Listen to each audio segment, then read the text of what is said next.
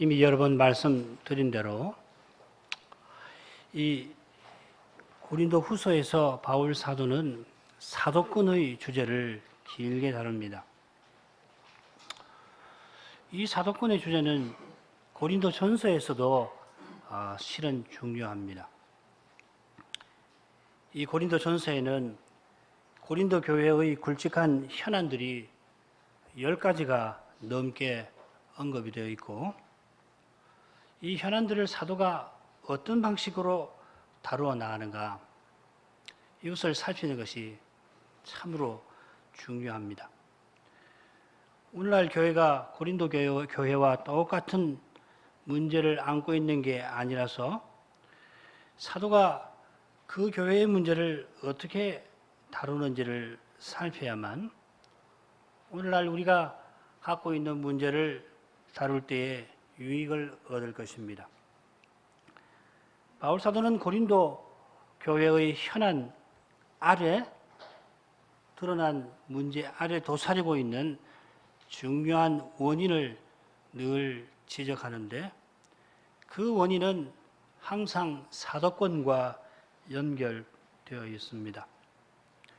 바울 선생이 사도권을 말하는 것은 사도로서 자기의 권위, 최고의 권위를 쥐고서 그 권위로 교회의 질서를 세워나가겠다 하는 것이 아니라, 바울이 사도로서 그 전하는 복음을 교회가 순전히 받게 하려는 것입니다. 사도의 권위는 바울 개인의 것이 아니라 주님의 것입니다. 주님이 그 권위를 주신 것은 복음을 전하게 하려 하심입니다. 오직 복음만이 교회를 교회답게 만듭니다.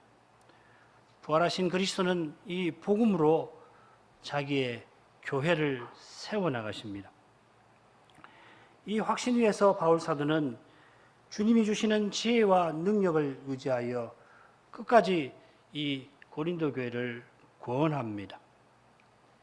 자천서를 거론할 만큼 사도는 고린도 교회로부터 오해와 멸시를 당하고 있습니다만, 그런 형편에서도 사도는 고린도 교회를 복음으로 향하게 하려 합니다. 사도가 고린도에서 복음을 전하여 거기 교회가 선 것은 성신이 살 같은 부드러운 마음판에 기록한 까닭이라 하면서, 그들이 사도의 복음 듣는 일에 구약 백성과 같이 완고한 태도를 보이고 있다 하는 것을 넌지시 지적을 합니다만, 그러나 처음 복음을 순수하게 들었던 그때로 그들을 돌아가게 하려 하는 것입니다. 그런 의중을 살펴 오늘 낭독한 말씀을 함께 들어야 할 것입니다. 물론 낭독한 이 말씀에 신학 박사 논문이 쏟아지게 할 만한 그런 심오한 교훈이 담겨 있습니다. 그러나 그 교훈을 고린도 교회에 주신 목적이나 혹 신학 박사 논문을 쓰는 목적은 주님의 교회를 교회다웠게 세우는 데 있을 겁니다. 박사 논문 읽을 수 없는 교인이라도 능히 받아서 주님의 은혜를 누려 죄의 현실, 고난의 현실을 이기고 나가게 하려는 것이 사도를 보내신 주님의 뜻입니다. 지난 시간에 사도가 구약의 직분과 신약의 직분을 대조한 대목을 고린도 후서 3장 7절부터 11절에서 살폈고, 오늘은 그 다음 부분입니다. 줄거리 참고해 보시면 되겠습니다. 사도가 구약과 신약을 비교하면서 신약의 새 언약의 뛰어난 점을 교훈하는데, 그 의정은 조금 전에 살폈습니다. 그 중간에 사도가 자기의 소망과 담대한 확신을 밝히고 있는데, 오늘 거기부터 살펴나가겠습니다. 12절 다시 읽습니다. 우리가 이 같은 소망이 있으므로 담대히 말하노니. 4절에도 이 같은 확신이 있다 했는데, 여기서는 이 같은 소망이 있다고 합니다. 이 같은 확신이 고린도서 3장 3절에 나온 내용을 봤듯이 지난주에 우리가 살핀 내용이 이 같은 소망에 해당될 것입니다. 사도가 말하는 소망이란 새 언약이 길이 있을 것이고 더욱 영광 가운데 있을 그 사실과 붙어 있습니다. 사도가 태어나면서 속했던 옛 언약은 없어질 것입니다. 다메섹 가는 길에서 부활하신 그리스도를 뵙고 태양보다도 강하고 찬란했던 주님의 영광을 목격하던 그날, 자기가 유대인으로 태어나고 바리새인으로 살면서 자부했던 그 영광은 아무것도 아님을 알았습니다. 심지어 자기가 선망하던 그 모세의 광채도 실은 오실 메시아를 미리 보여주는 그림자에 지나지 않음을 깨달았습니다. 부활하신 그리스도를 떠나서는 위대한 모세도 전혀 아무것도 아닙니다. 그리스도를 바라본 까닭에 그림자와 같이 그리스도를 가리켰던 바로 그 사실에 모세가 위대한 종 되었던 비결이 있었습니다. 그렇다면 바울이 철저한 바리새인으로서 율법을 자랑했던 것은 아무것도 아닌 것보다 더 못한 것이었습니다. 교권의 그 자부심으로 바울이 행한 일은 부활하신 그리스도의 교회를 핍박하는 것뿐이었습니다. 교권의 폭력으로 신자들의 생명을 위협하고서 인간 종교의 거짓으로 그리스도를 부인하게 만든 것이었습니다. 모세의 얼굴을 빛나게 만들었던 옛 언약의 영광도 사라질 것이라면 모세의 얼굴에 광채나게 하신 그분을 부인하는 어두움은 무엇이라고 말해야 합니까? 사도가 오늘 본문에 말한 완고함은 영원한 영광도 가려보려고 하는 지독한 어두움입니다. 이 어두움을 깨달았던 바울은 이제 이 같은 소망이 있습니다. 이 소망은 가장 구원받을 수 없는 이 바울을 주님이 구원하신 데에 있을 것입니다. 밑보다 모든 사람이 받을 만한 이 말이요. 그리스도 예수께서 죄인을 구원하시려고 세상에 임하셨다 하였도다. 죄인 중에 내가 괴순이라. 그러나 내가 긍휼을 입은 까닭은 예수 그리스도께서 내게 1절 5월의 참으심을 보이사 후에 주를 믿어 영생 얻는 자들에게 본이 되게 하려 하심이니라. 디모데전서 1장 15, 16절입니다. 우리의 소망은 사랑받을 수 없는 우리를 하나님이 사랑하시는 거기에 있습니다. 죄인을 사랑하시는 하나님, 죄인을 위해서 십자가를 지신 그리스도가 우리의 유일한 소망입니다. 사랑이신 하나님이 영원히 우리를 버리지 아니하신다는 바로 그 사실, 죄인인 나를 위하여 돌아가신 그분이 다시 오셔서 나를 그리스도와 같아지게 하신다는 이 사실에 우리의 소망이 있습니다. 소망스러운 것이 내게는 전혀 없음을 고백하는 이 고백이 이 같은 소망에서 올 것입니다. 내가 무엇인가를 이룰 수 있다는 생각을 모두 버리는 거기에 이 같은 소망을 발견할 길이 열립니다. 혹시 어젯밤에 혹은 지난 주간에 절망의 어둠만 보셨습니까? 그러나 그것을 참으로 본 사람은 보게 하신 그분에게서 이미 소망을 발견한 겁니다.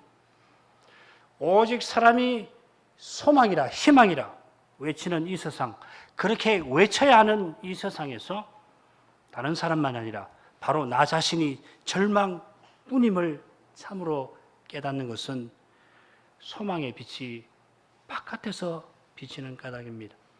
소망은 언제나 우리 바깥에서 옵니다. 이 소망 위에서 사도는 담대히 말합니다. 지금 사도는 오해와 멸시를 받는 현실입니다. 바울 사도는 아마도 거짓 사도들이 고린도 교인의 마음을 빼앗은 사실을 알았을 겁니다. 알고서 지금 이 대목을 쓰고 있을 것 같습니다. 연약한 사람으로서는 감당하기 어려운 현실입니다. 사도가 이 서신을 전하더라도 과연 고린도 교회가 사도의 충고를 받아들일지 회개할지 알 수 없습니다. 오히려 고린도 후서 후반부를 보면은 10장 이후를 보면 전망은 매우 어둡습니다.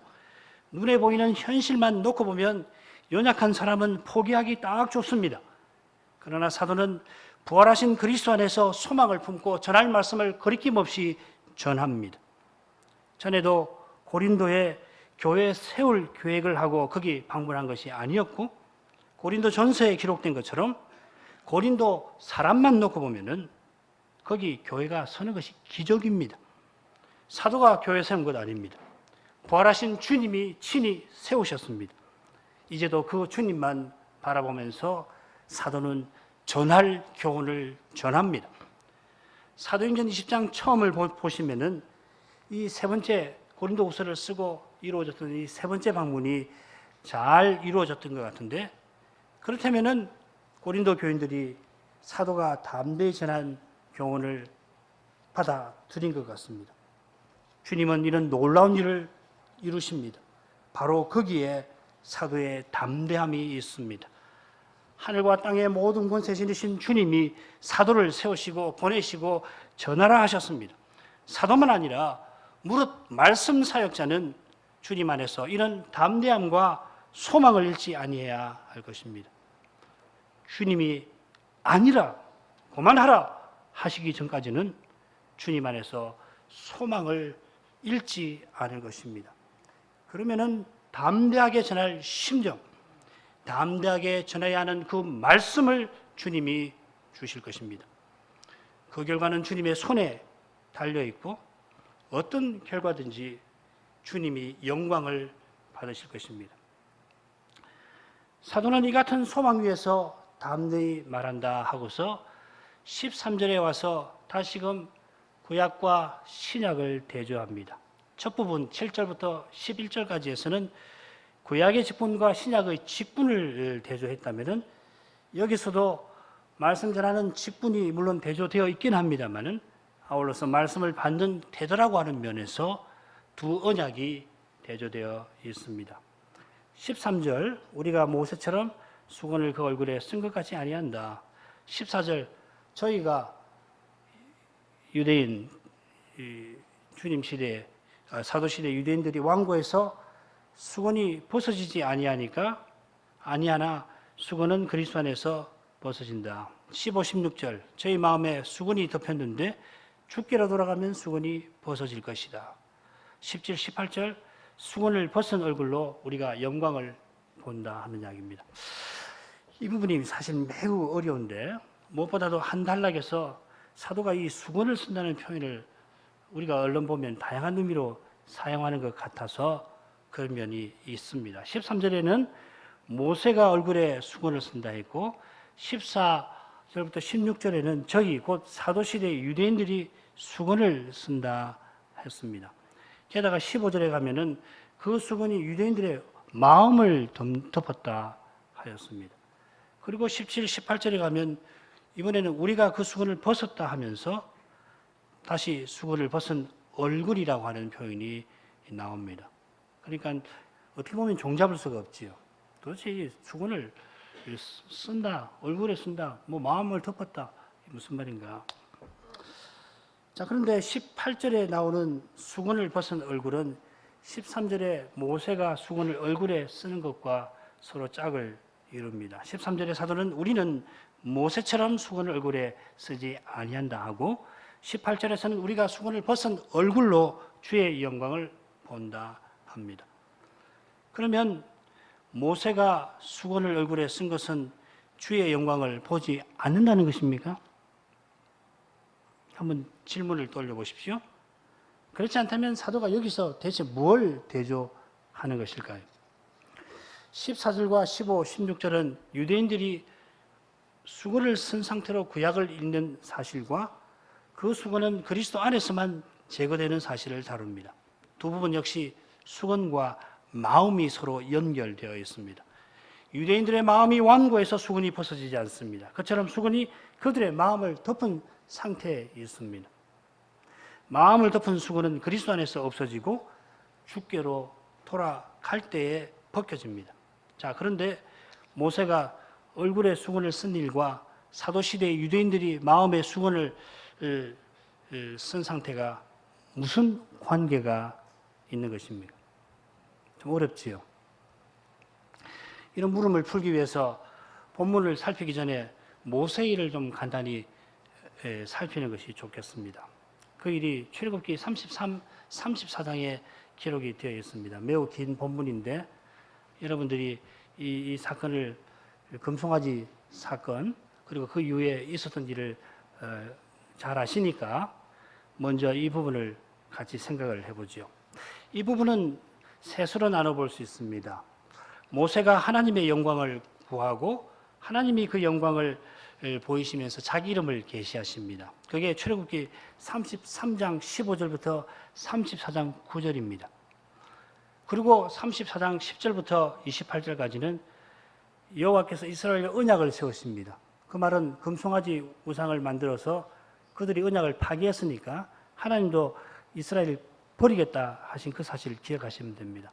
다시 언약을 세우시고 그 다음에 참된 예배를 명령하십니다. 그리고 34장 29절부터 35절에는 모세가 돌비를 들고 내려오는데 올라갈 때 돌비를 만들어서 올라가지요. 처음에는 하나님이 돌비를 깎아서 주셨는데 백성들이 우상 숭배하는 걸 보고서 모세가 그 돌을 던져서 부셔버리지 않았습니까? 이번에는 돌비를 네가 깎아서 올라와라 하고 올라갔더니 하나님이 친히 그 돌비에 십계명을 새겨서 그가 들고 내려오는데 그 얼굴이 광채가 납니다. 그리고 그 빛난 얼굴로 모세가 말씀을 전합니다. 수건을 언제 가리는지 주목해서 들으십시오.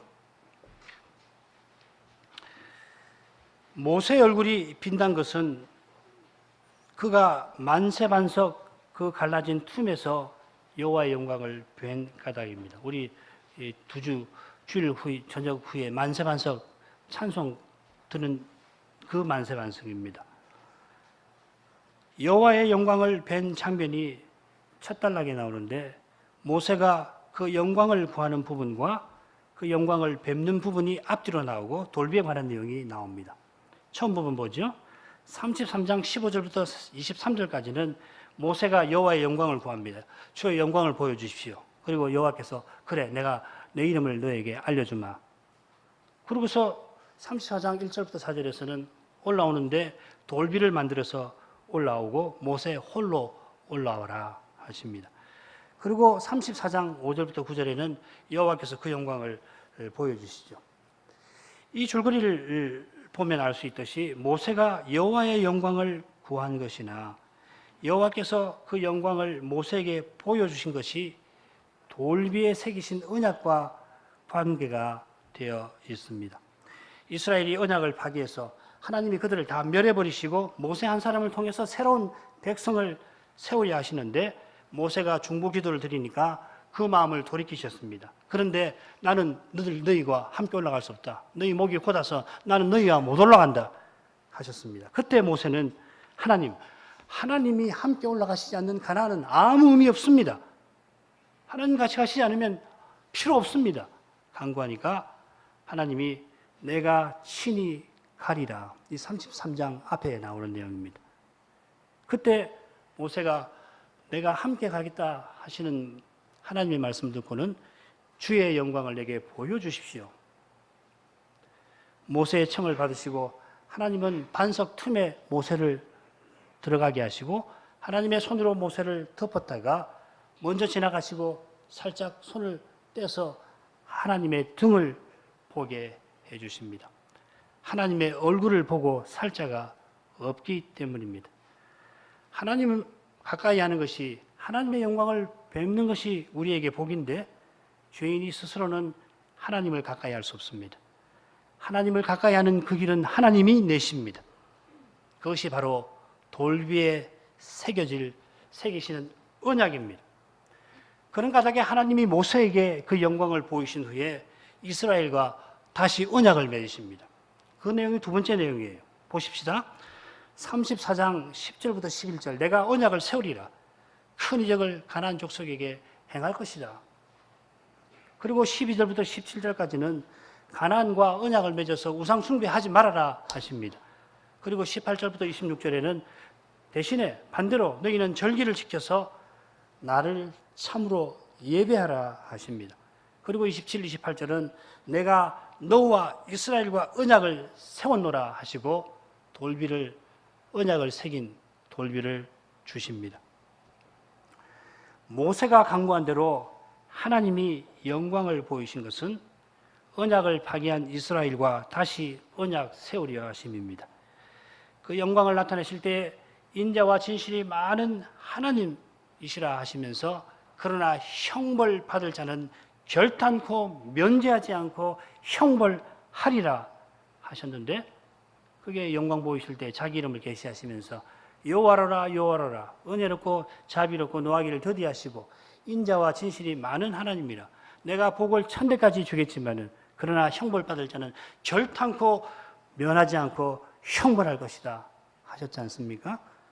그처럼 우상 숭배를 철저히 금하시고 하나님의 복을 받도록 절기에 하나님을 바르게 예배하라 명하십니다.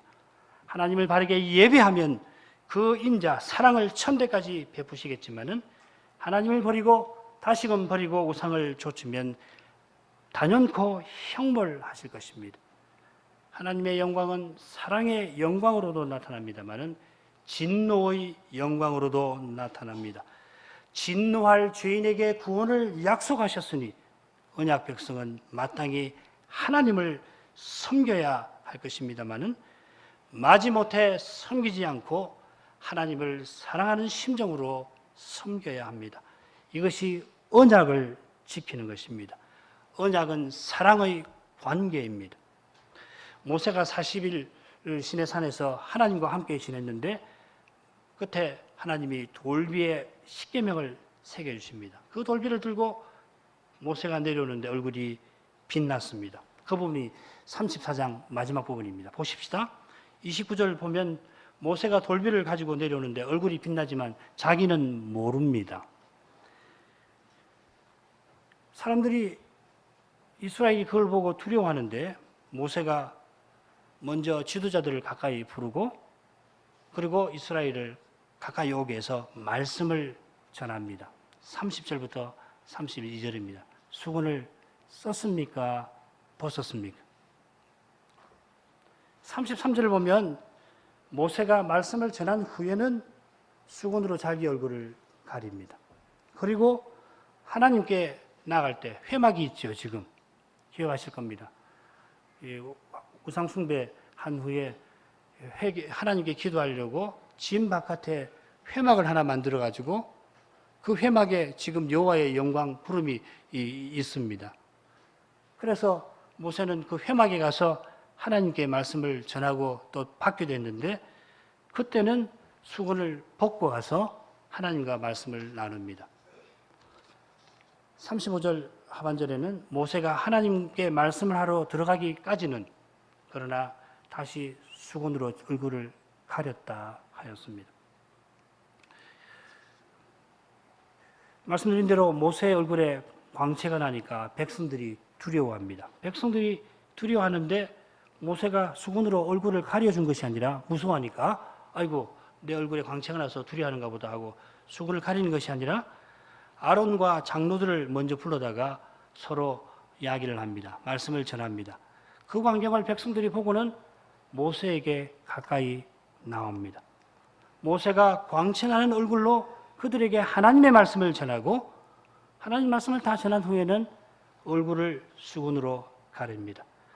말씀을 전하지 않을 때에만 얼굴을 가렸다가 모세가 하나님 앞에 나가서 말씀을 들을 때에는 가렸던 수건을 벗고서 하나님의 말씀을 듣고 주의 영광을 보고 그런 상태로 백성들에게 하나님께 들은 말씀을 전합니다.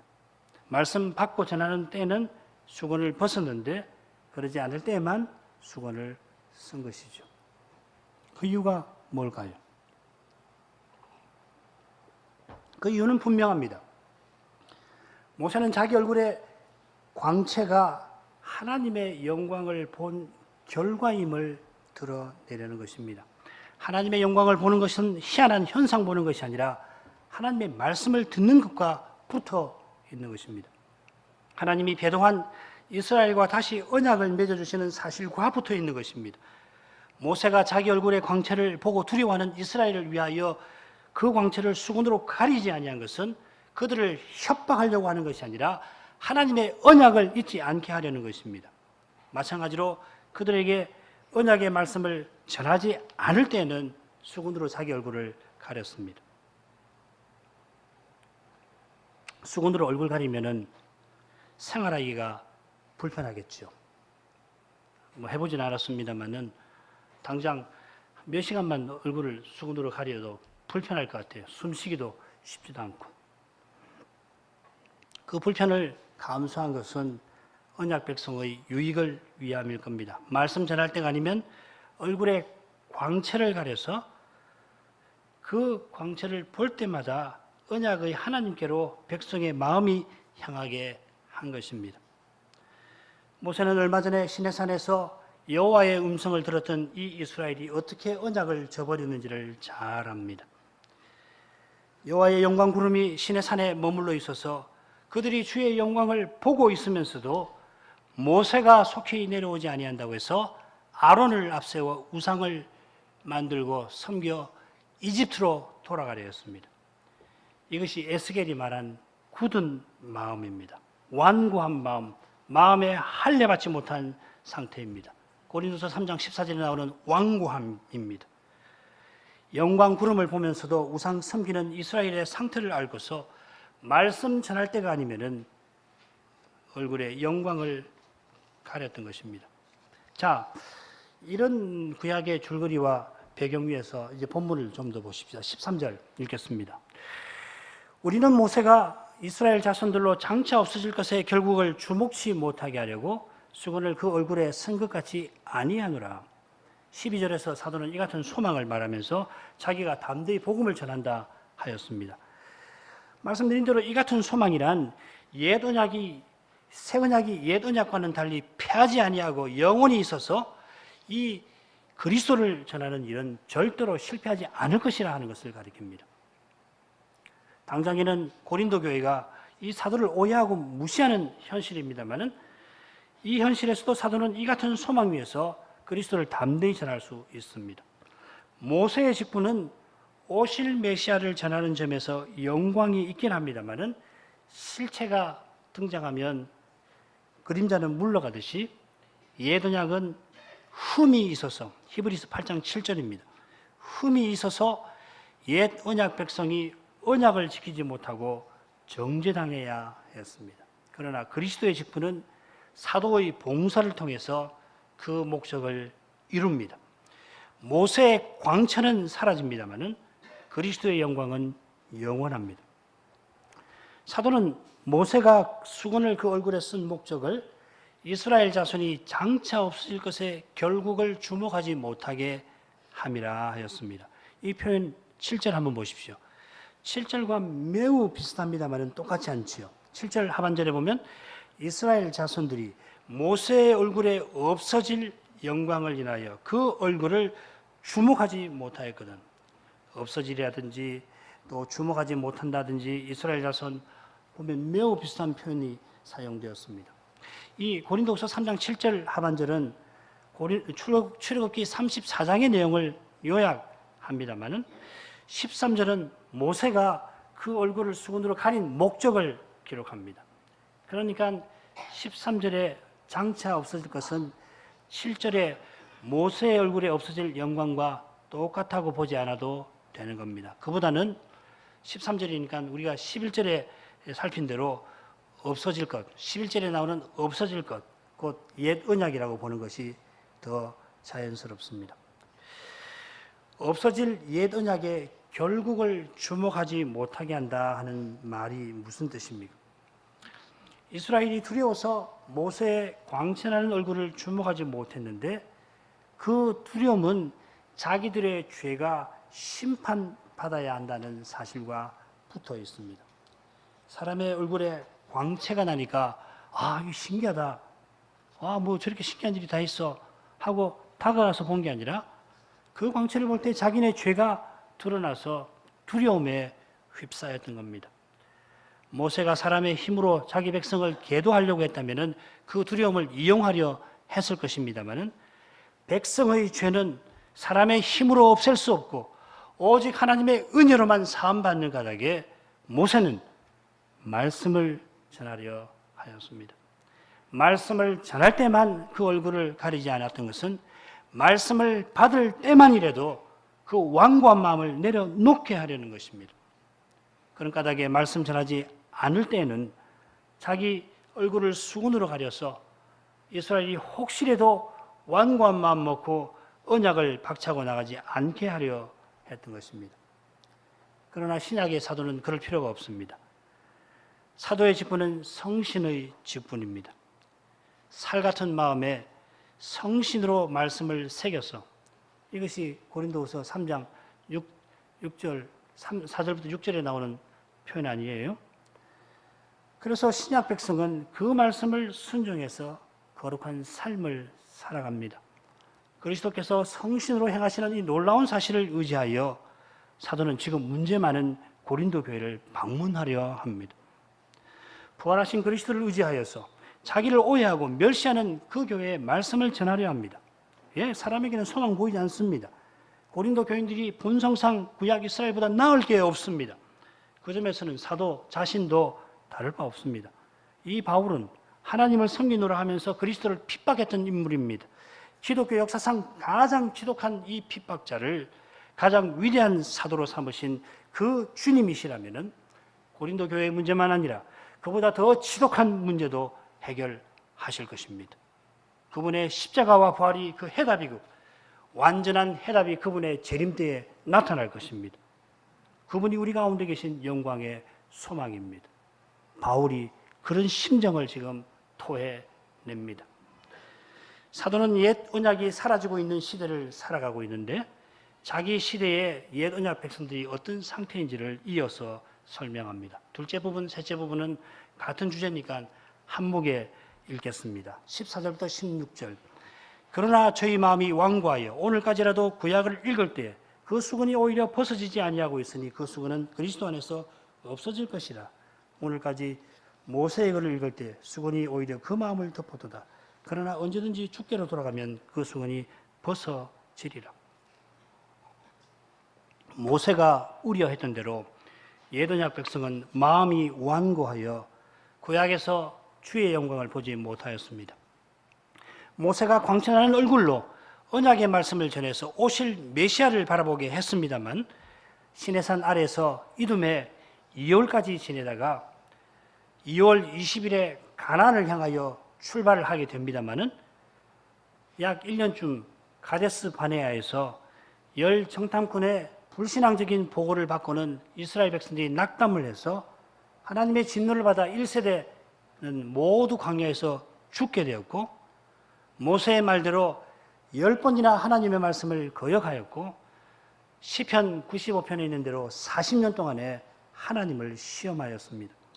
영광 구름 아래에서 지금 이스라엘 백성들에게는 영광 구름이 보입니다. 낮에는 그 거룩한 구름이고 밤에는 그 구름에서 빛이 났습니다.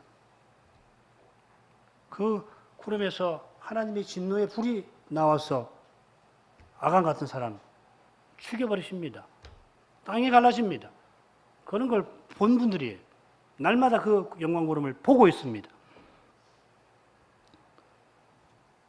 그 구름 아래서 모세의 가르침을 받았어도 죄를 철저히 깨닫고 하나님을 의지했냐 하면 그러지를 못했습니다. 쉐키나 구름의 영광이 두 눈에 분명히 보였습니다마는 영광의 주님은 보지 못한 것입니다.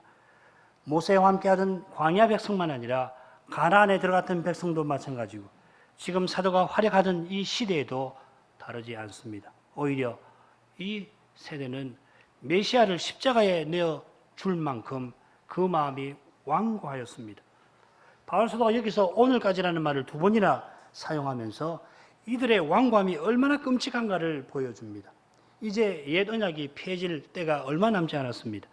데살로니가 전서를 보면 사도가 그 점을 얼마나 무섭게 경고하는지 모릅니다.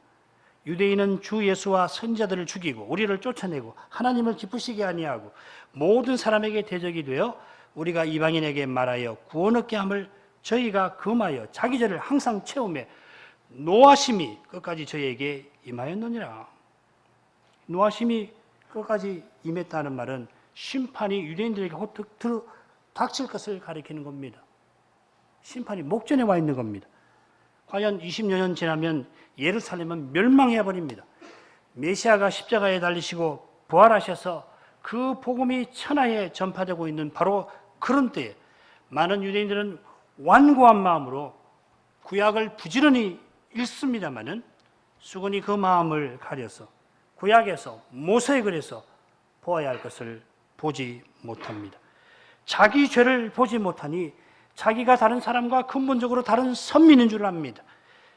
율법이 죄를 지적해서 하나님의 자비를 구하게 합니다마는 죄를 보지 못하니 모세가 보았던 여호와의 영광, 인자와 진실이 충만한 하나님의 영광은 구약에서 보지 못한 것입니다. 그러므로 사도는 그 수건은 그리스도 안에서 없어질 것이라 하였습니다. 어떤 영어 역본들을 보니까 오직 그리스도 안에서 표현하였는데 이 표현이 사도가 전하려고 하는 교훈을 잘 담고 있습니다. 유대인들이 성경에서 영생을 얻는 줄 알고 성경을 상고합니다마는 구약 성경이 영생 얻는 수단이 되는 것은 오직 그리스도를 증거하는 까닭입니다. 거기 훌륭한 도덕을 가르쳐서 구약이 구원 얻는 수단 되는 거 아니에요. 거기 멋진 이야기가 있어서 사람에게 도덕적으로 감화하는 내용이 있어서 아닙니다. 그리스도를 전해서 구약 성경이 구원 얻는 방도예요. 죄를 지적하고 죄에서 구원받는 그 길을 제시하니까 구원받는 방도지요. 오직 그리스도 안에서 영원한 생명을 얻는데 거룩하신 하나님이 그리스도 세상에 그리스도를 보내시기 전에 이미 그리스도를 옛 언약 백성에게 계시해 주셨습니다. 이스라엘이 모세의 광채나는 얼굴을 보았던 바로 그때에 하나님은 이 모세대로 성막을 짓게 하시고 그 성막 지성소에 친히 임재하셨는데 하나님이 지성소에 임재하시는 바로 그 사실이 그리스도를 증거합니다. 성막에서 제사드리게 하신 규례에서 이스라엘은 장차 그리스도가 오셔서 이 죄를 자기 죄를 다 사해 주실 것을 바라보아야 했습니다. 자기 죄를 깨닫지 못하는 완고한 마음은 성막에서 제사를 드렸어도 영원한 구원의 길은 보지 못했습니다. 여기 흥미로운 표현이 하나 나오는데 16절에 나오는데 언제든지 주께로 돌아가면 그 수건이 벗어지리라 하는 말씀입니다. 번역을 조금 바꿔봤습니다. 그러나 그가 주께로 돌아갈 때 그 수건이 벗겨지니라. 자, 이 번역 들으실 때 혹시 모세일이 연상되지 않으십니까? 게다가 헬라어 구약 성경에 이 주라고 하는 말은 여호와를 가리킵니다. 바울 사도가 여기서 출애굽기 34장 34절의 일부를 끌어쓰는 것 같습니다. 모세가 여호와께 나아갈 때 수건이 벗어졌는데 여호와의 영광을 뵙고자 했던 겁니다. 그처럼 그리스도에게로 돌아가면 하나님의 영광을 봅니다. 그리스도는 사람 대신 여호와이십니다. 이 주제가 우리가 다음 시간 살필 고린도서 3장 17, 18절에서 그리고 4장 1절 이하, 4절 1절 이하에서 이 주제가 계속 나올 것입니다. 하나님의 영광을 아는 빛이 예수 그리스도의 얼굴에서 비칩니다. 요한은 자기 복음서의 심오한 머릿말에서 이 주제를 이렇게 표현합니다. 말씀이 육신이 되어 우리 가운데 거하시며 우리가 그 영광을 보니 아버지의 독생자의 영광이요 은혜와 진리가 충만하더라. 이 말씀의 배경이 출애굽기 33, 34장이고 또한 이어나오는 35장부터 40장까지의 성막도 마찬가지입니다. 모세에게 은혜와 진실이 많은 하나님이라 말씀하셨던 그 여호와께서 사람으로 오셔서 우리 가운데 성막이 되셨습니다. 성막이신 그리스도에게 하나님의 영광이 찬란히 비쳤는데 그 영광은 은혜와 진실이 충만합니다. 예수님이 십자가에 달리시고 부활하셔서 하나님의 사랑이 얼마나 거룩하신지 온전히 드러났습니다. 그 영광이 심히 거룩한 것은 우리가 오늘날 그리스도의 몸으로서 그리스도 안에서 우리가 하나님의 성전으로 치어져 가는 데 있습니다. 우리가 그리스도의 몸과 지체로 사는데 하나님의 사랑의 거룩함이 있습니다. 그런데 그리스도의 성전으로 세움받은 고린도 교회를 향하여서 사도가 이렇게 책망과 경고의 말씀을 전했습니다. 너희가 하나님의 성전인 것과 하나님의 성신이 너희 안에 거하시는 것을 알지 못하는 이유, 누구든지 하나님의 성전을 더럽히면 하나님이 그 사람을 멸하시리라. 하나님의 성전은 거룩하니 너희도 그러하니라. 이런 말씀에서 지금 구약 백성의 완고함만 아니라 신약 백성인 우리의 죄가 얼마나 끔찍한지 깨닫게 됩니다. 예수님을 주와 구주로 고백한다 할지라도 하나님이 심판하시는 사람이 있습니다. 그처럼 고린도 교회가 서로 분절되어서 사도의 복음을 듣지 않으려 합니다. 유대인의 완고함이 신약 교회와는 전혀 상관없는 옛날 이야기, 이제 우리와는 전혀 상관없는 일이 아닙니다. 날마다 죄를 회개하지 아니하면은 그 죄가 어떤 일을 할지 아무도 모릅니다. 나도 모릅니다. 주께로 돌아가는 사람이 하나님의 영광을 볼 때에 무엇보다 내가 얼마나 죄인인가를 깨닫습니다. 오직 은혜를 고백하며 겸손히 주를 의지하지 않을 수 없게 될 것입니다. 오늘 이만큼 하겠습니다. 거룩하신 아버지, 사도가 고린도 교회를 방문하려 하지만은 사도의 복음을, 이 위대한 사도가 전하는 찬란한 복음을 듣지 아니하려고 하는 그런 믿기지 않은 일이 그 교회에 있었습니다.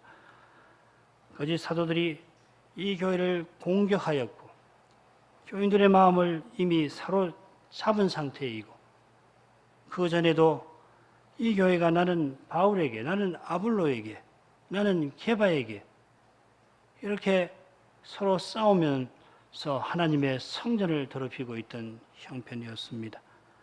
그런 상태이므로 심각한 죄가 저질러졌을 뿐만 아니라 그 죄가 죄인 줄 모르고 그 죄를 바로 잡지 못하는 그러한 일도 있었습니다. 사도가 겨우 그 문제를 해결했는가 싶었는데 더 심각한 문제가 이 서신을 쓸 때에 그 교회에 생겼습니다. 아무리 사도라지만은 사람으로서는 절망하지 않을 수 없는 형편이었습니다. 하지만은 부활하신 그리스도가 성신으로 친히 주님의 교회를 세우시는 이 사실에서 사도는 이 같은 소망을 마음에 품을 뿐만 아니라 오히려 담대히 복음을 전하였습니다. 사도를 통하여 주님 놀라운 일을 행하셨습니다.